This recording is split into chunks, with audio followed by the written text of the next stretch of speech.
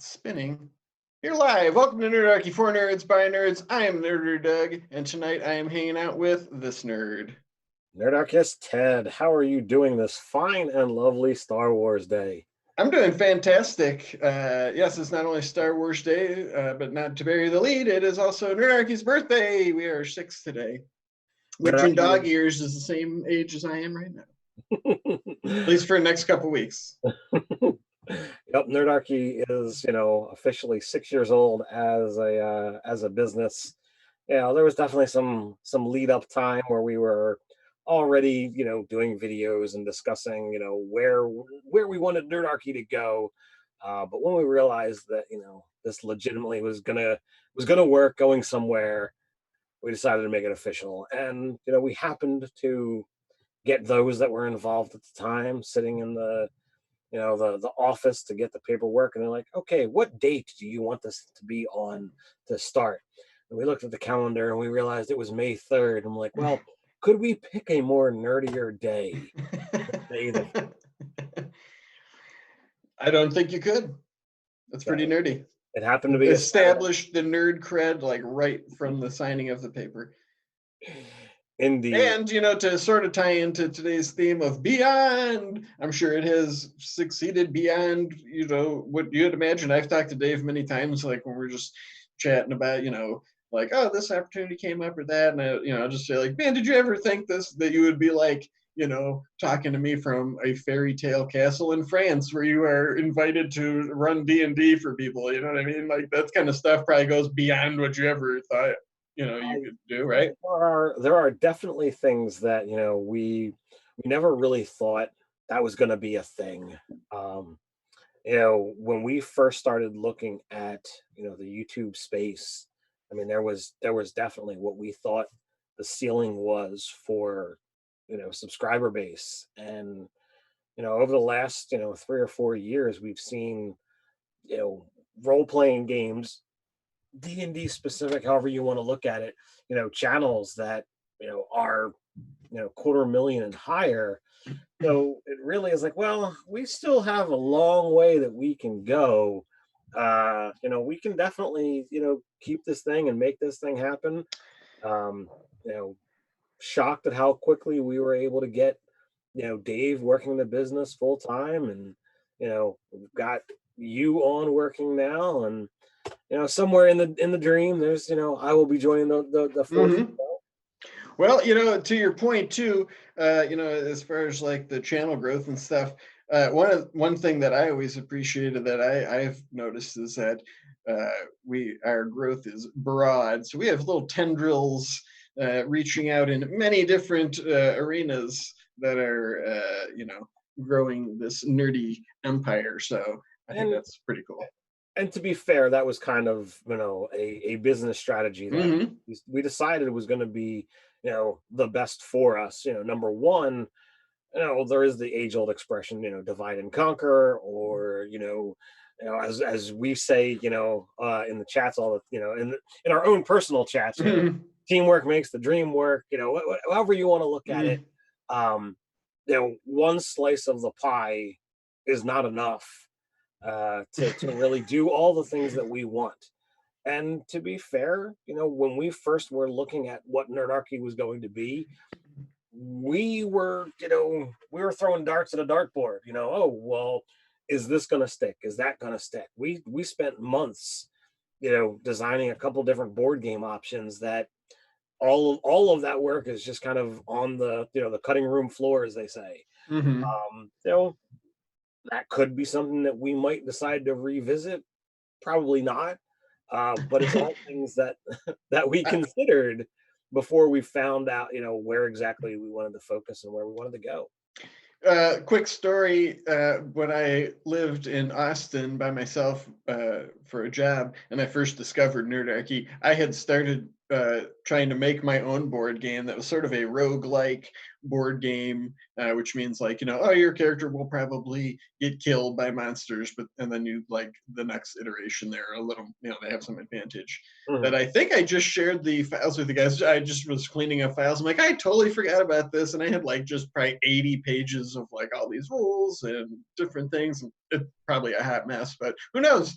Maybe that'll come some. Dave planted his flag and making a galactic wrestling game in one of the chats. I think it was last week. For just like a different sort of genre that came up in chat.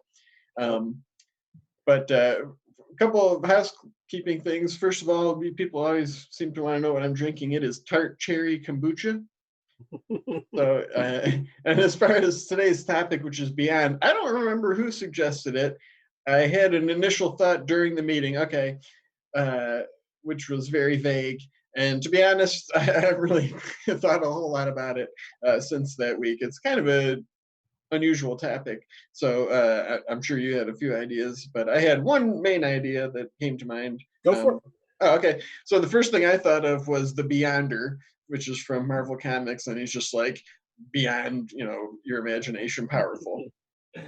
Uh, And he created the Secret Wars event, which is he just instantly teleported all the most powerful and villains through Battle World, which was just this planet construct like a patchwork planet, and they just had to fight, and whoever won like decided the fate of the universe basically, or it was just for his amusement.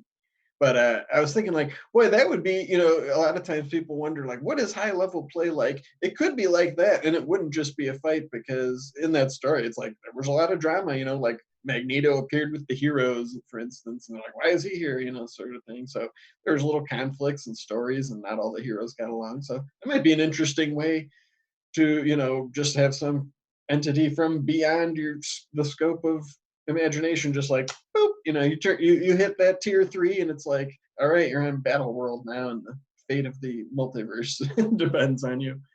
well, when you look at the word like beyond, there's several different things that are that's thought invoking, to at least to me anyway. Number one, you can look at it as, well, what is over the next horizon? And like when you're Ooh. talking about higher level play, like that is what you should be looking at.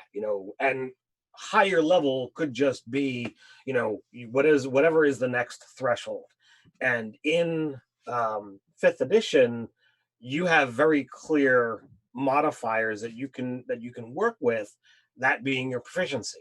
So every time you tier up and your proficiency gets higher, it kind of says, well, you're ready for the next level of play.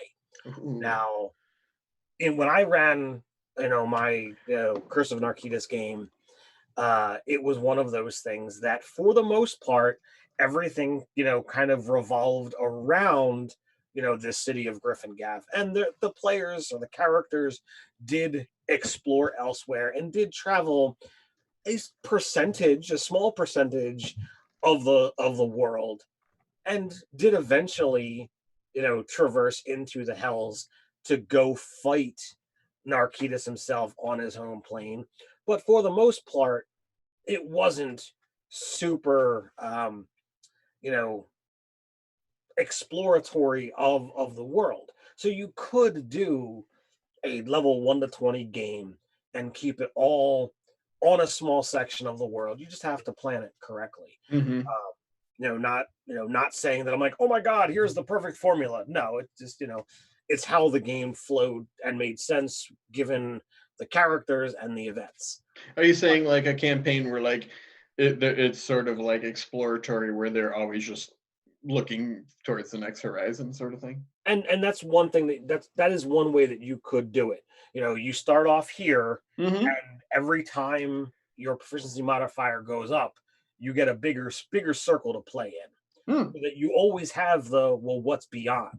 Well, when you Yeah. get the 17th level and your full casters have access to ninth level spells, and everybody is achieving those peak level powers, here is where you really can say, you know what, I'm going to take this to, somewhere else. And this is where you can literally, well, I'm going to leave the prime permanently, and I'm going to go off and I'm going to explore these things, Hmm.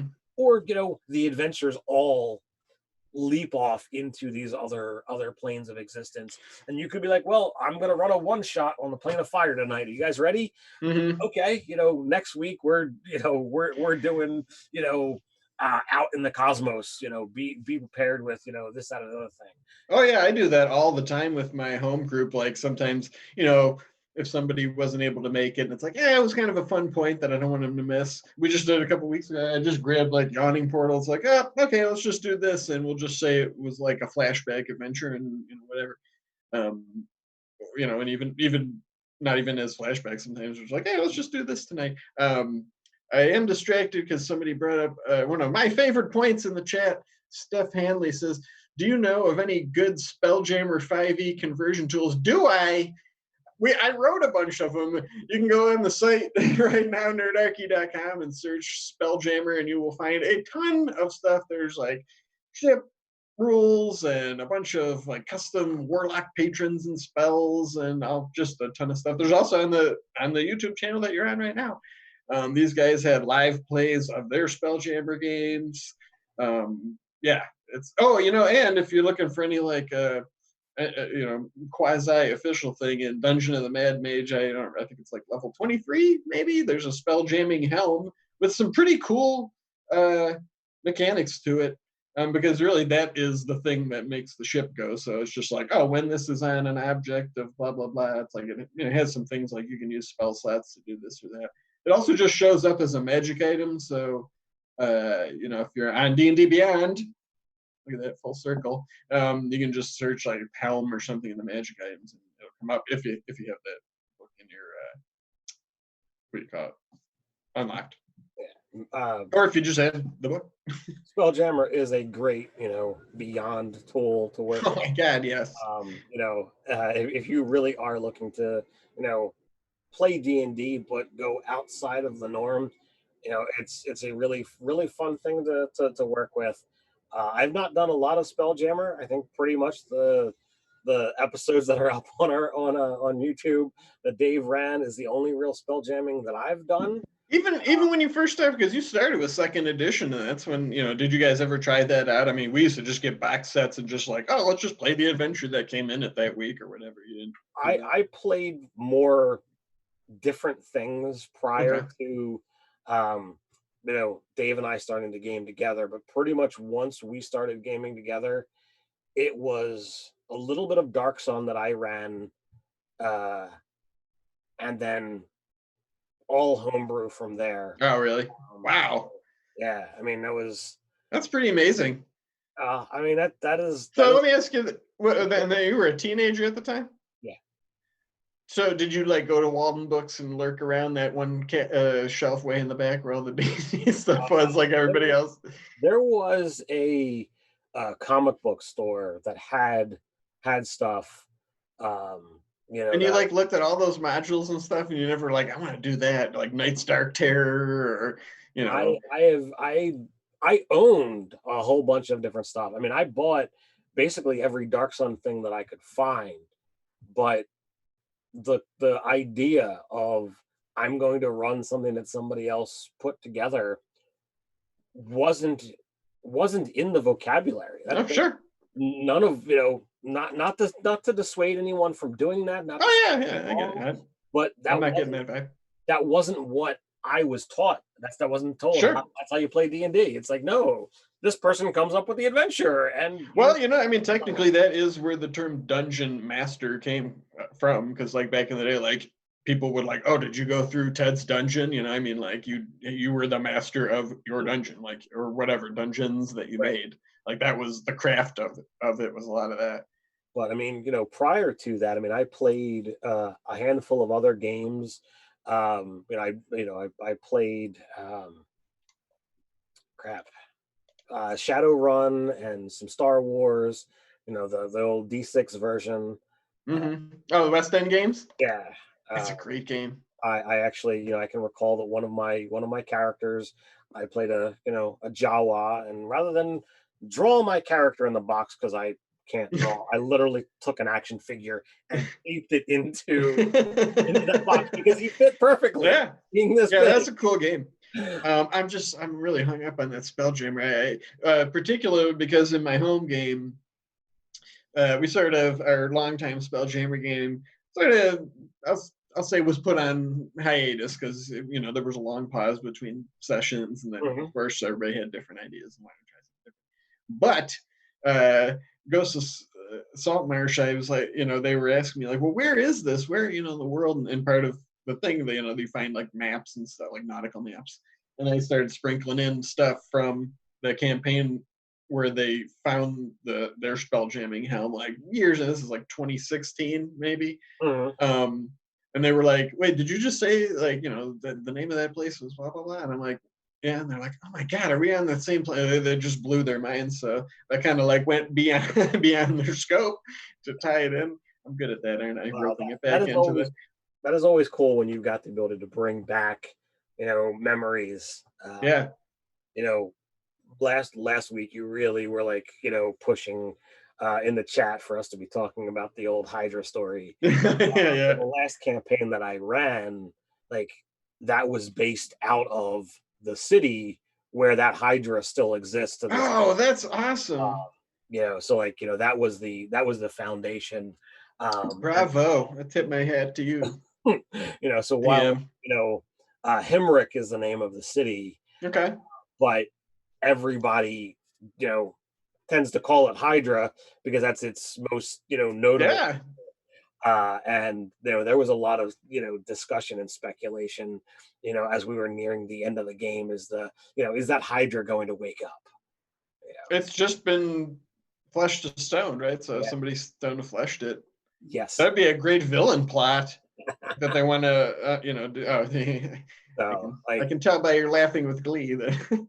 I mean, it was definitely like it was something that I considered. And while I don't have Ooh, you know um what is you the you could maybe you could find some extra inspiration from the June rewards. Wow, we're so far ahead. I forgot, but that's all about petrification and stuff like you guys had right. talked last week because it was inspired by that. Maybe there's a villain in there who has the power over flesh and stone. If only I had some nice Hydra mini that I could. Oh wow, yeah, that's incredible. Did you make that? No, no.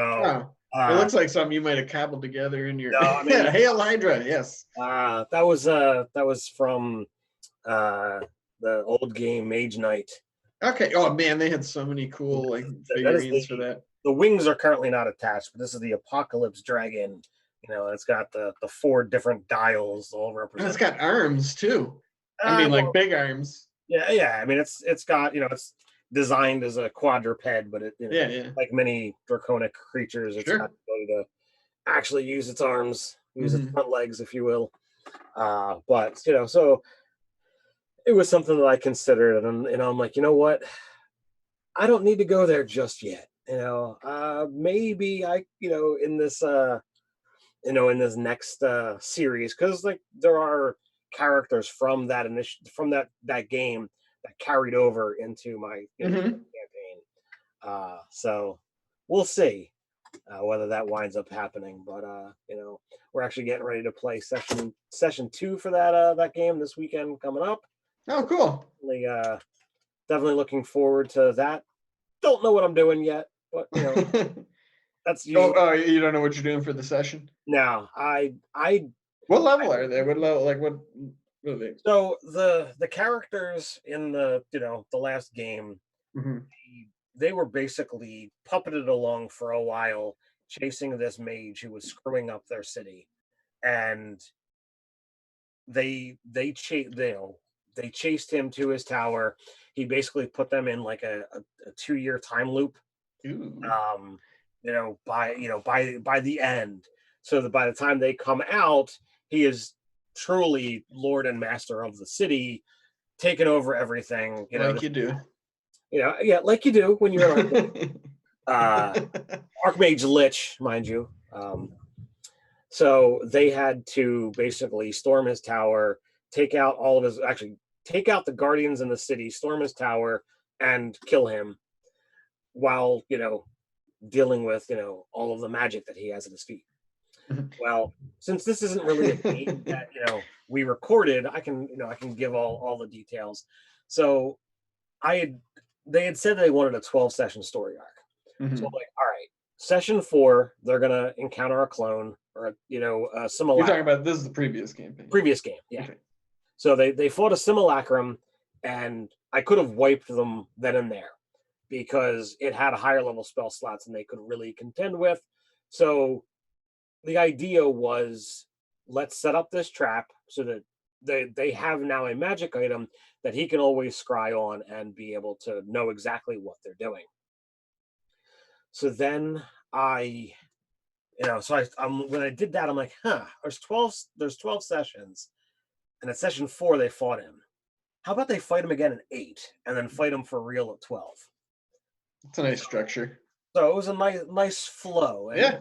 there's a lot of symmetry that you find in books and TV shows. Mhm. 3 acts. Yeah, I haven't any kind of structure. When you were talking earlier about like, when the proficiency bonus Mhm. tiers up, sort of like, structuring a campaign like that. Any kind of thing like that, I find is super helpful as a DM. Just anything really. I mean, any sort of structure you can give yourself, like, to sort of have a long view. Even in our weekly game, I mean, it's like, yeah, it's pretty loose, but it's like, well, there's I mean, there's some framework to it, Right. which is helpful. Real quick, I did see Dave Verlo, I Yeah. think who played in my game, and is saying he's got a game tonight. Probably should prep for it. I think you should go over to Nerdecky the store and get some stuff that you can drop right into your game. And there's so many. I'm sorry, I'm gonna pitch this for a minute, but there's just so many like crazy deals that we have going on over there. You can get 3 free products, anything you want in the adventures and supplements, except out of the box. Uh, totally free with the code Stay Nerdy promo code. Or if you sign up for the newsletter, you can get a promo code that gives you $9.99 off, just in the store on anything. And if you want like what I think's the best thing we got, it's out of the box right now, and you can pre-order the hardcover. And there's like just a crap ton of like exclusive, deals attached to that if you go check it out, or you just get the PDF. And we're actually working on a map pack too. Um, I don't know if that's like supposed to be hush hush. I don't think so. But a few people have said like they just want the maps, whether they want to print them out or put them in, like a virtual tabletop or whatever. So we're actually working on that right up until uh, this live chat went live. To be honest with you, putting something together like that for people.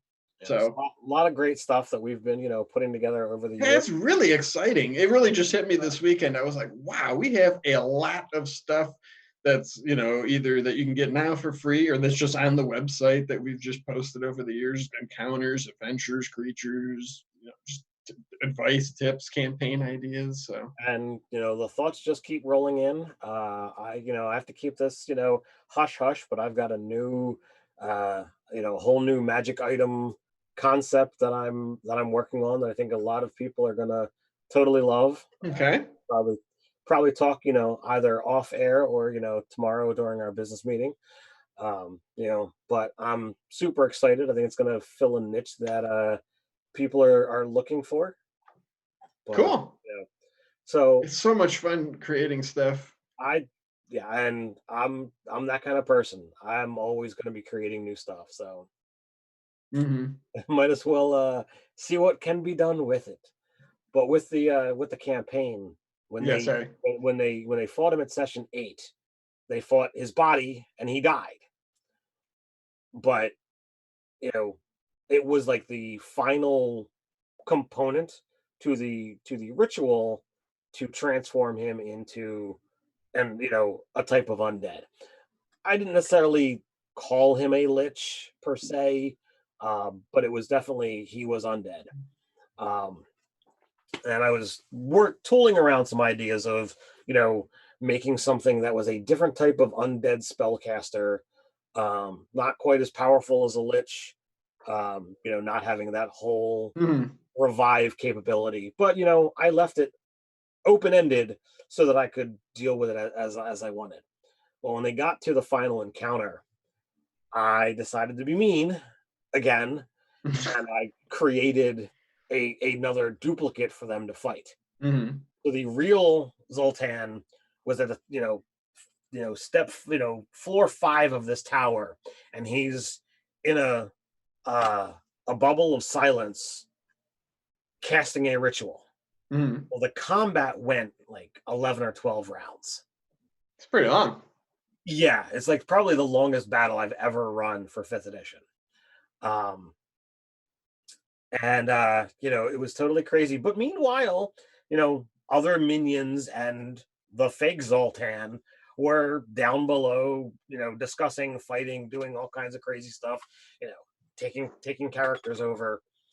Well, when the ritual got completed, basically the end of the 11th round, like the bubble went away, the invisibility went away, and the undead body just slumps to the ground. And like when they finally noticed that, it's like, wait a second, we defeated this guy, but that's not really him. Oh crap. It was pretty wild. So it was, the story got completed, but I stole victory from them because they Hmm. were forced to flee as the castle around them, went crumbling down. Hmm. And I knew that I was going to take the story here and transition that into the next campaign, um, because essentially, like the final act was like ripping meteors out of the sky, or ripping them in the, out of the heavens, Like crash. Sephiroth. Yes, they crash down into the planet. Uh, Sephiroth. so the third game is called Repercussions. Okay. uh and now they're trying to see what has actually happened, to their world. As part of it, there are now these floating clumps of uh earth, like massive ones, like, that, not just like, oh well, here's something that, somebody's put a tower on, but like, here's a full area that you can go and explore, Mm. city, like multiple, cities and locations, that have been separated. But, I'm like, look, don't go off the edge. There's no saving throw. If you can't fly, you're done. Like, You ever get the sense sometimes, like when you make that explicit to players, like they think you're like it's a challenge to them, like, well, what is he gonna do if I do, like, and then you feel like a jerk. Who's like, you're dead. you're dead. Like feather fall would end before you hit the ground.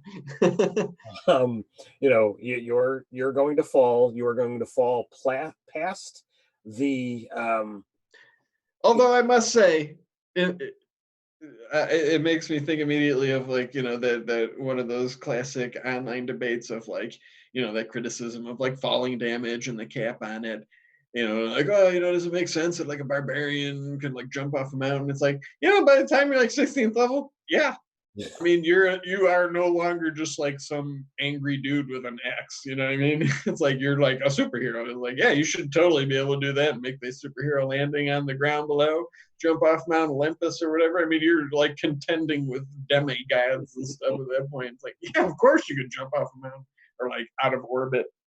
Why not? Do it. Go for it, man. you know Fantasy. it is what it is. And Yeah, I'm not criticizing you. I oh yeah, just yeah, that's yeah. something I always think is funny. Like, of And course, you know why not? to be fair, we played, that first time that you ran Mm-hmm. for us. My goblin fell 150 feet And he wearing lived. a tail. he wasn't feeling all that great. Yeah, but He he got lived. back up and kept going. Uh-huh. See? So you could definitely go down that road. But I Mm-hmm. told him, in session 0, I'm like, look, you guys are going to be exploring places. Don't, I'm not going to plan a lot near the edge. But when I say there's the edge, like that's it. There is no pass and go. There is no, Consider well, that beyond the edge is all just a sphere of annihilation. Like to an you'll extent, just be you are going to obliterated. fall, down and then fall past the, the crust of the earth and fall into the underdark. How much has been ripped up? If you have something on you that's indestructible, that'll be fine. Everything else, done. That's incredibly dangerous too. It just makes me think of like the Avengers: Age of Ultron, where it's like his plan was to just drop like that city from like it wasn't like you know, I mean it was in the clouds, so but it wasn't like coming down from a million miles an hour from outer space. That would destroy the entire planet. So it's like Mhm. that's a pretty tricky proposition if that magic runs out, right? So like I thought it would be this fun concept of make some change to the world, and there's legitimate Hmm. reasons for it, but so the question is like what was on the thing that crashed into the earth or into the planet. um you know did it awaken or unlock or do anything fun because of it? So like these are the things that I'm kind of exploring. And when we have the concepts with D&D of from beyond, oh, there's lots of things that you can really play around with and have fun with. So like that's what I'm looking at. When like Hmm. the game is starting at 10th level, they gave me the power that I wanted of a more open-ended number of sessions, which is my preferred. I don't want to get locked into, oh well, let's not explore character arcs because we're stuck in X number of sessions. Oh well, we got to keep going tonight, guys, because I have to hit this story beat because there's only so many sessions. No, we can stop at any point in time. So with us doing, especially now we have to do the online games. I don't have as much fear about, oh well, I've got to get all of these things taken care of. So like as Hmm. we push into Friday, I'm like, okay, now let's see where I want to go. But I honestly, these are all veteran players. I love them all dearly, and just be like, all right, what do you guys want to do? And somebody is going to be like, well, let's do this. All Hmm. right, and I'll wing it because I can do that. Like, Yeah. Yeah, I was thinking about my own campaign and just what you were saying about like having arcs and giving time for things. And it's like, you know, it's really hard to keep it that tight for me unless I know it's just like a one shot. Like our monthly games that we run, or if it's like a nose ahead of time, like we're only going to play this one time. Like I can keep it pretty tight. I mean, anybody that was in the fan game, I sent them a copy of the Wizards Wake already. I'm sure you could look through and see like, wow, like a lot of it was truncated and stuff. Because I knew it's like I want to wrap this up. But like in our Ghost of Saltmarsh game at home, you know, players and I had talked and like, we want to get through adventures and stuff and do more different things. But I know them and they're just not that kind of players and they get to talking and stuff and they do want to develop their characters. The last time they were just talking to each other for like 45 minutes and I was just taking notes like, this is awesome. But that being said, they didn't really, get forward anywhere. But that's fine. I realize like, as sometimes it's disappointing that you don't like finish a campaign or get through all that you want. We still get together and they have fun and fun stuff happens and memorable things. So I'm okay with it. But as a DM, it would be satisfying to like have an arc and those characters arcs sort of like complete. Uh, you know, at least once. It's very rare for me. Oh, so that just reminded me. I was thinking about campaigns I'm playing, and we're about halfway. So this is probably like the height of people in here. I thought this was exciting. So we've been doing the Revivified live chats right every day, and people seem to really appreciate those. It's fun. Dave's had some awesome guests recently, and I don't know if anybody watches like BuzzFeed Unsolved or the YouTube channel Watcher. Um, but I'm working on and getting pretty close to booking some of the people from there, like Shane Madej or Ryan Bergara or the other Stephen Lim and Katie, I forget her last name, who because they started playing their own D&D game because of social distancing and quarantining, and I believe it's all their first time, including the DM, and he's doing awesome.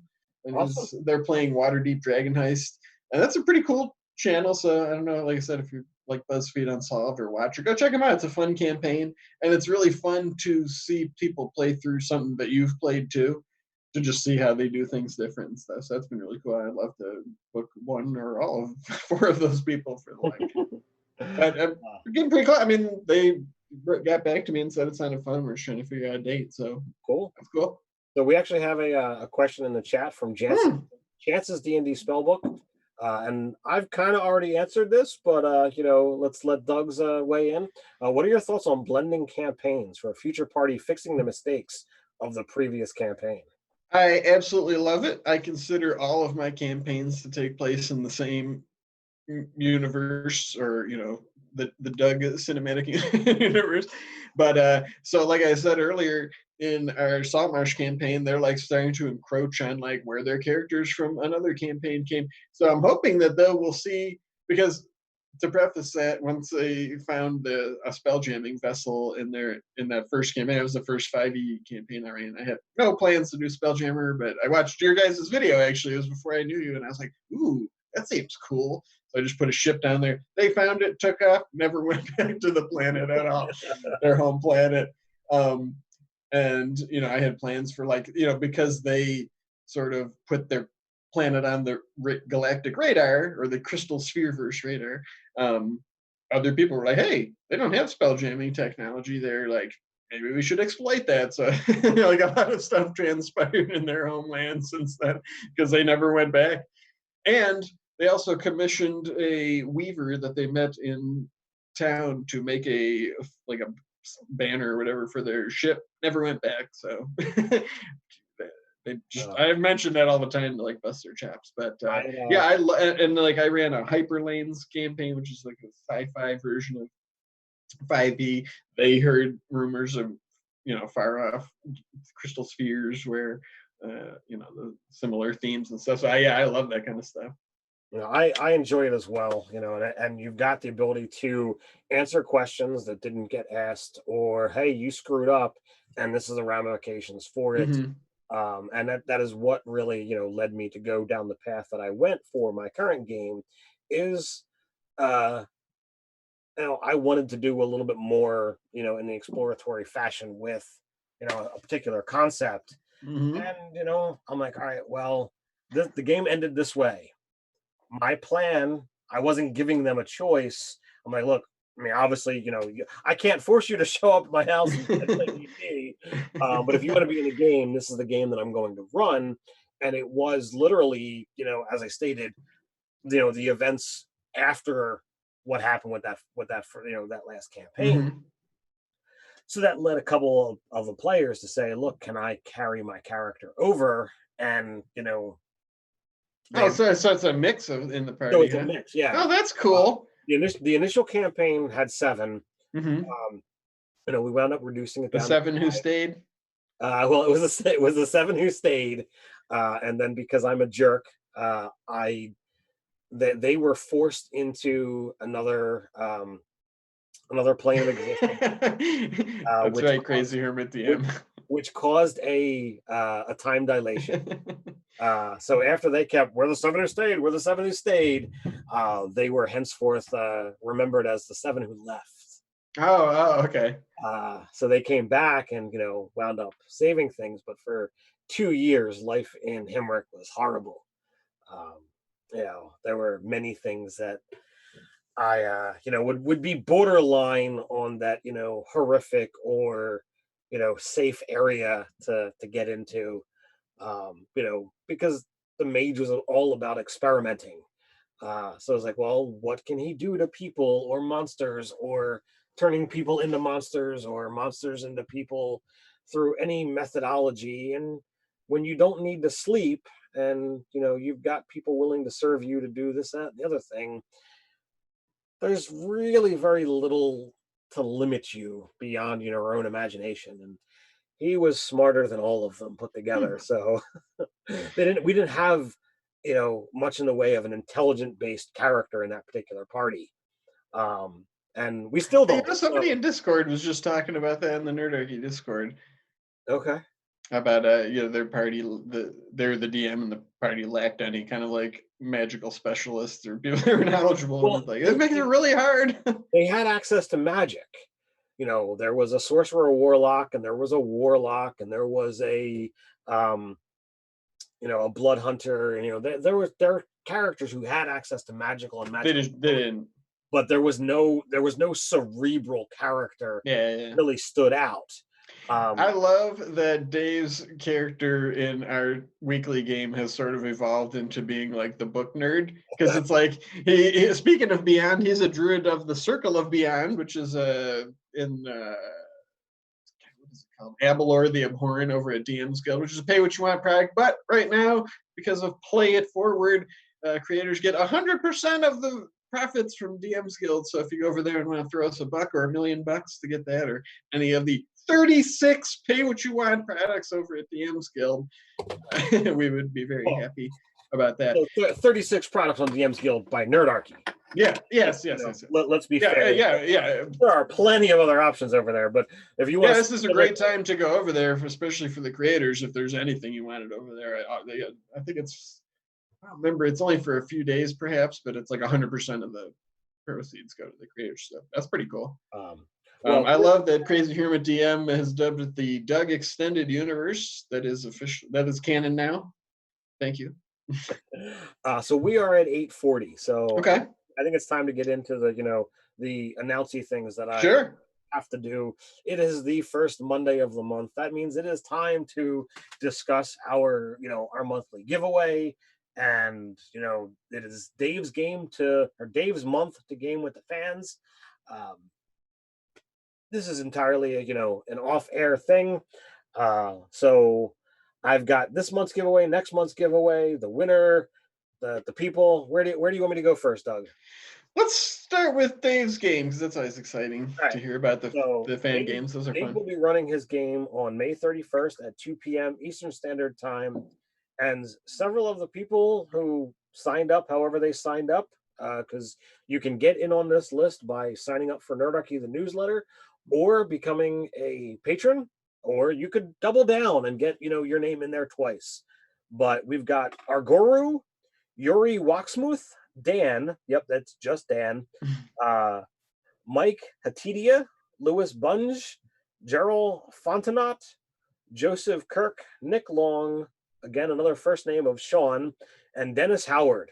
So Dave already has this list of people. He will be contacting, those 10. We typically do anywhere from 4 to 6 players in a game. First ones to respond are the ones that are going to get in. Um, you know, and then he has a number of methods of reaching out to just patron, reaching out to the company of the nag on Facebook, reaching out to Discord, any number of methodologies to get more people for the fan game if he doesn't get quite enough players. Those are so much fun, by the way. I like doing the fan game a lot. I actually used the last fan game that I ran to test out the new area of our world that Oh, cool. I was exploring for the new campaign. So the desert of Sashir. Okay.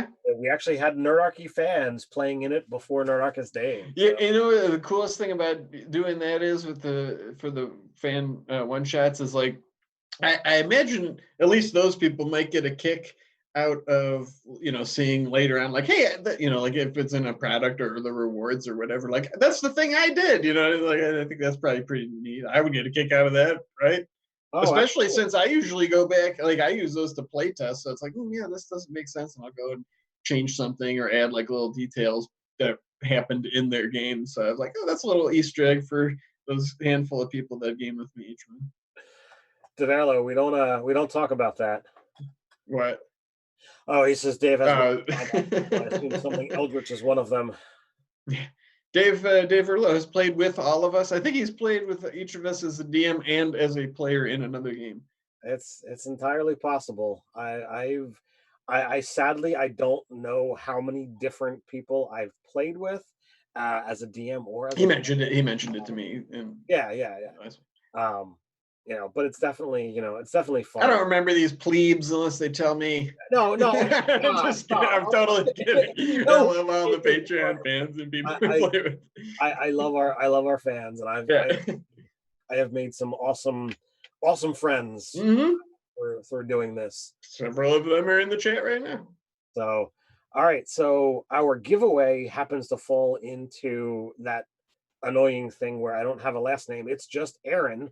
So Aaron is winning this box of stuff that I actually have to So replace. much stuff. There's too much stuff to. There's too much awesome stuff you're giving away. Laryl Silverhand's, dice set still sealed. The wonderful people over at Easy Roller Dice gave us this cool, dice tray with a lid. Oh, that is cool. Is it the one with the little inside track for your dice? Yeah, it's cool. We've got a keep calm and roll on counter marker. X marks the spot. Little one shot adventure thing. Set in Ixalan, huh? That's like the dinosaur land. You'd probably dig that. Indeed, I've got my own copy, but I picked that up at a convention. Cool. Because there wasn't actually a product that was ever sold. It was just a con thing. So we've got a 5th edition Foes, very cool thing by our friends over at Necromancer Games or whatnot. Frog God Games. They've got several names. Artwork in here is black and white, but the stuff is awesome, and I've used many of these monsters in my games. I love it. What is that 5th edition Foes? Oh yeah, Intern Jake, love that book. And then a Dungeon Master screen reincarnated. Oh, cool. So all of that will be going to Aaron.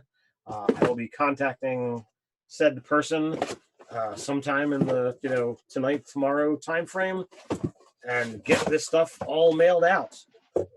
But if you happen to want to get in on our monthly giveaway, of course, you could head over to Patreon, and for a meager $1 a month, you get a shot. But you can also go over to the website, go to the contests and forums, print out the sheet, fill it out, mail it out to our post office box.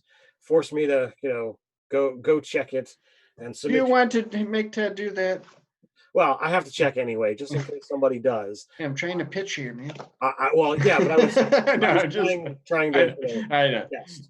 Yes. But that's the stuff that's going. So you might want to, see what it is that's going to encourage you to actually do such a thing. So I turn to this box. What's that? That's next month's giveaway. This is next month. So this is what I will be, sharing out on the, first Monday in June. Ooh, I don't even know what's in here yet. What do we got?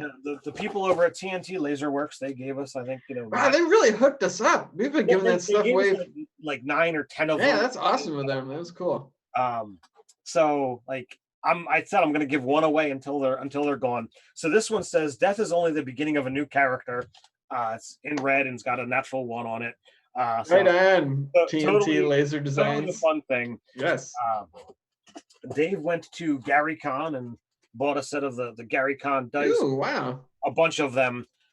So this might be our last one. We might have another one left over. But then we were sent this pretty cool book, and as wasn't a sponsorship. It wasn't something that we really had to do anything with. The people over there might just have liked Nerdarchy. I don't know how it all transpired. I think the book is amazing. I don't think it's something that I'm going to personally use, so I figured I would pass that along to a lovely Nerdarchy fan. So this is a big book, as you can see. That's like a showpiece. This is immersive battle maps. Okay. Wow, that is huge. As you unfold, let's actually get to a spot. It is a fold-out book where every page is wow, that's great of maps, and you just lie the book flat and game right on the book.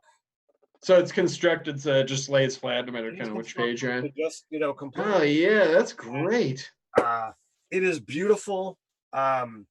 I debated all right, where can I put this on the That is a huge book, man. Look at how big that is. I'm like, all right, this is something that I fully respect. I adore it, but I think someone out there is going to adore it as well. So I bit the bullet and said I am going to put this in the next month's giveaway and get that. Yeah, that's awesome. One of these things. So it's got Siege of the Castle Wall, Winterwall Boat Docks. 1, 2, 3, 4, 5, 6, 7, 8, 9, 10, 11, 12.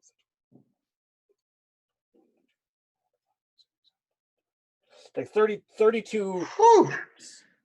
Yeah, Uh, that kind of stuff's sweet. I mean, that can inspire a whole session. I mean, I know I've ran sessions where I just like I want to do like a jungle temple or something kind of adventure I have in mind. I'll just like find a map, like, yep, that works. I'll just and then you just describe the hallways and see what they do and lead them along. and it will I, have I and oh it will sorry, be go. shipping with cardboard protective corners. Yeah, So that looks like a real nice book too. Like just a it is a high quality book. I yeah, assure that's you. cool. Um, and I completely agree with that thought pattern, Doug. Of you could just flip to a page and be like, all right, Oh how yeah. can I use this? Mm-hmm. And yeah, The most rare, rare but like exclusive thing I have is this, which is pretty neat. This is from a Fathom event. So when I lived in Austin again, Acquisitions Incorporated, they do like the live games at the yep, PAX and stuff. They actually had a Fathom event at a movie theater all uh, around the country. that You cloud could go giant. and watch them play, yeah. And they were giving these out. So this is my most exclusive thing, I guess, just because there wasn't many of them. You had to go to that to get it. But I always thought, like, wow, I can't believe they never revisited that idea. I mean, the theater was packed. Mhm. Like people love. Well, I mean, I not right now, obviously. I don't know where mine is off the top of my head, but I do have that book as Oh well. yeah, Um, did you go to that thing? there were I don't know whether I got it at a different convention, Uh, or whether I found out about it and had to be like, oh my god, it's D&D, I need to have that thing. Um, you know, mm-hmm. so I just gotta say, excuse me. You'd mentioned all those different ways to game with us and get it. I mean, I'm biased towards this, but the Patreon is just the best way to get all of that stuff. Plus, I mean, you said like for $1, for another buck to get like 15 to 30 page things every month with like really awesome art and new stuff for players and DMs. I think it's pretty cool value. I'm pretty proud of the work we do there. And you get all that other stuff like, automatically entering the yeah, giveaways and chances to for game for with us and Discord and all for that. two It's pretty dollars a awesome. month, you get access to our an entry into our monthly fan game, an entry into our giveaway, and our product, which Mm-hmm. has player and DM info, or player and DM stuff every month. Mm-hmm. We're just giving stuff away, literally. Yeah. Yeah. Uh, So we're running low on time. We had two questions in the chat. One is for you specifically. It's from Dave okay. Verlow. Ted, ages ago, I suggested a game with Mogwai spawning gremlins/goblins. Did you ever do anything with that? Uh, they, I know that thought pattern was put out there, but legitimately, that game. I was just talking about my kids' game. Uh, the group, since we had that chat, those players have not made it back to town yet. Um, so I hadn't really gone so far as to do that. There were so many great ideas during that particular chat, and I jotted them all down. I didn't write who said which thing, but I've got this laundry list of ideas of how to torture my players in that game. Um, they recently they went into a swamp because they were looking for something to earn money. They wound up encountering some grung because my daughter plays a grung, and it was one of those Are awesome. weird things to try and get connected. Crap, I don't know where he is, but these particular grung actually were followers of a froghemoth. I know that's typically not a grung thing, but screw it. I felt like doing some Yeah. extra froggy. Do, yeah, sure. Do Uh, whatever you want, man. but their froghemoth was sick. So the grung had to do a ritual, which meant they had to get close enough. But the problem was the froghemoth wasn't responding nicely to them doing this ritual. So the grung were dying. So the players were totally thrown for a loop where it's like, look, you have to go occupy it, but don't kill it. So it was literally I don't know how many rounds of combat it was, but out of the 5 or 6 players, half of them were dropped by the time the ritual was finished, because the Froghemoth has got reach, and the Mm-hmm. grung that were doing the rituals had to get close enough. Mm. And if too many of the grung died, the ritual would fail. So Okay. it was a pretty fun, combat where they're like, oh well, it's not all about just doing damage. It's can I restrain or subdue or do these things? And they're not going to outstrength a Froghemoth. And look how many arms the damn thing has. So it was definitely a lot of fun. And Mm-hmm. then it's gone down a series of weird adventures from there, where one of the players 2 sessions ago wound up proposing to a sprite, that was pretty bizarre. And um, they had humanoid um, a humanoid fae that was like kind of like rabbit like, Okay. but A because puka. kind of There's puka in my campaign world. You guys are teetering on the edge of meeting okay. in your Well, game. the fact that the game happened in April, I wanted to do something Mm. Easter related. So it was the Aster bunny. Oh AES. yeah, yeah, yeah. I heard you Uh, mention that the other so day. he basically put the characters to sleep. Totally like not a saving throw. It's just this happened, Sure. and their stuff was stolen, and they had to go find it. And when they found it, there were like a series of eggs, a gold, a silver, and a copper egg, and they could either keep the eggs and sell them for their material value, Hmm. or they could give them back to Aster for a boon. And everybody chose to get the boon. Yeah, of course, you live in a magical world. What's gold compared to like a boon of some ethereal creature? So our last question for wrap up is going to come from Dan Gregory, who prefaces it by saying, "Hey guys, thanks for the videos. Helped him get into D&D, which is awesome to have more players." But says, "I'm kind of new to D&D, and in my campaign, our BBEG is a level 20 wizard with a bunch of wizard followers. Any advice on approaching this BBEG?" I mean, I guess you're a player in the campaign, and I don't know if you're playing a established campaign, but if they're sort of like your DM's looking for directions from you, this is great if you know what your enemy is, especially that's specified, because that's pretty dangerous, but it also gives you a huge advantage because you know what to work towards. So, like, looking, I mean, that's a great opportunity for role playing, like finding out about the wizard, what can they do, what are their capabilities, and then like, if you know you're going to have to confront them, like finding protection, amulets of or spells prevent you from being scryed upon, the mage slayer feat, and sort of things like that. So I mean, having any kind of like specialized foe that you know about is great advantage to Can you. I recommend taking Mage Slayer? Just Yeah, saying. it's like it's got the name right in it. I mean, It's one of those things that if you've got the ability to hunt for particular magic items, anything that's going to improve your saving throws, anything that's going to give you resistance to the type of damage, like every little nuance that's going to make you better against spellcasters is absolutely your friend. Um, but I guarantee you, like if I were playing the bad guy, and you guys happen to be like, oh well, we like to think outside the box and what have you, when you're going up against a wizard, man, that wizard is going to have, as a 20th level wizard, he's going to have a 22 or a 24 intelligence, and he has already thought of every plan that you are possibly going to do.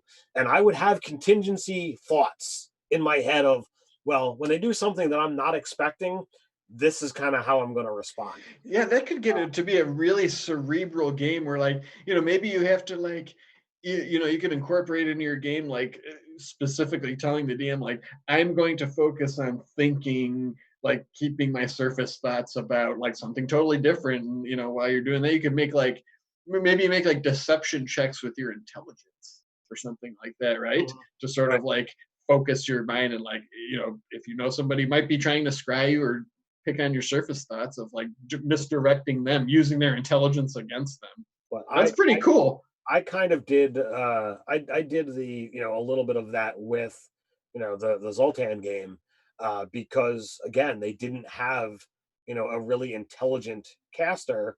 Their Mhm. smart guy happened to be, the blood hunter, but I think he had like a 14, maybe a 15.